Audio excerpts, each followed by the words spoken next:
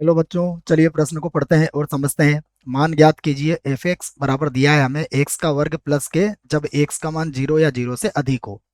उसके बाद minus x का वर्ग माइनस के जब एक्स का मान 0 से कम हो। यदि फलन एफ एक्स एक्स बराबर 0 पर सतत हो तो के का मान होगा। और इसके लिए विकल्प ए बी सी और डी हमें 4 विकल्प दिए गए हैं।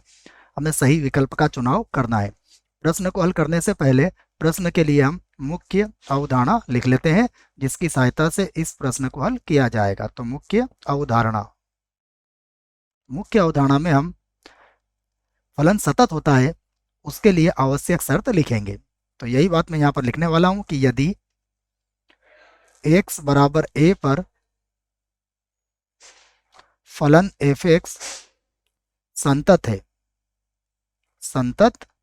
है तब तब फलन की दाई सीमा को हम लिखते हैं लिमिट h का मान 0 की ओर अग्रसर और एफ ऑफ ये होता है a प्लस एच, इसे कहते हैं दाई सीमा, बराबर लिमिट h का मान 0 की ओर अग्रसर F of a minus H, इसे कहते हैं बाई सीमा। और यह दोनों किसके बराबर होते हैं? x बराबर a पर फलन के मान के। तो यह हमारी मुख्य अवधारणा है। अब देखिए प्रश्न में हमें क्या कहा है, x बराबर 0 पर सतत है। तो इसी बात को हम यहाँ पर लिख लेते हैं कि यदि एफ एक्स एक्स बराबर 0 पर संतत है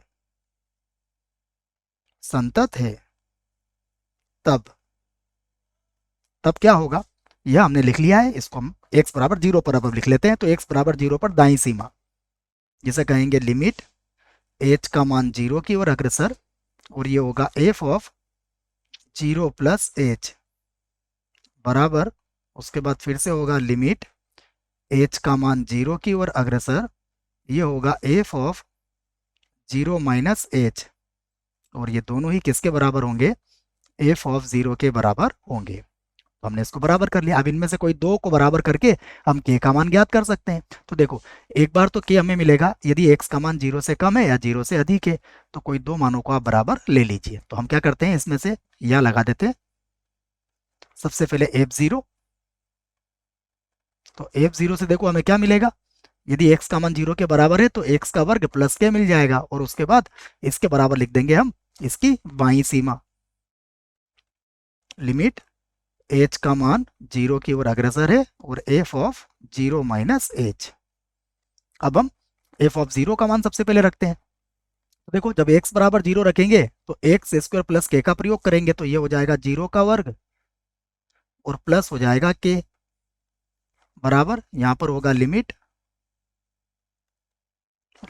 h का मान 0 की ओर अग्रसर है। और 0 माइनस एच के लिए हम जो फलन प्रयोग में लाएंगे वो होगा माइनस एक्स का वर्ग माइनस के। तो मैं इसको लिख लेता हूँ, ये होगा माइनस एक्स की जगह पर आ जाएगा 0 माइनस एच का वर्ग और उसके बाद माइनस का के। तो यह तो 0 का वर्ग 0 हो गया, तो 0 प्लस के, तो यहाँ पर तो मिल जाएगा हमें के। और यहाँ h का मान 0 रख लीजिए। तो h का मान 0 रखेंगे तो ये भी हो जाएगा माइनस का 0, अर्थात इसको मैं ऐसा लिख लेता हूँ माइनस का 0 और ये माइनस के हो जाएगा। के को बराबर के इधर ले आइए, तो यहाँ होगा के प्लस के बराबर हो जाएगा 0। इसका अर्थ हुआ कि 2 के बराबर 0 हो गया। और यहाँ से हम के का मान आसानी से ज्ञात कर लेंगे। मैं इस बराबर को एक बार लिख देता हूँ और यहाँ था के प्लस के बराबर 0। तो ये हुआ 2 के बराबर 0। 2 को आप 0 के बटे में लाओगे तो के बराबर हो जाएगा आपका 0। तो के का मान 0 आया है। हम विकल्प देख लेते हैं। तो विकल्प हमारे लिए विकल्प ए जो है ये हमारा सही विकल्प होगा, क्योंकि यहाँ के का मान 0 है। उसके बाद बाकी सभी विकल्प हमारे गलत होंगे। आशा करता हूँ आपको इस प्रश्न का उत्तर समझ में आया होगा। धन्यवाद।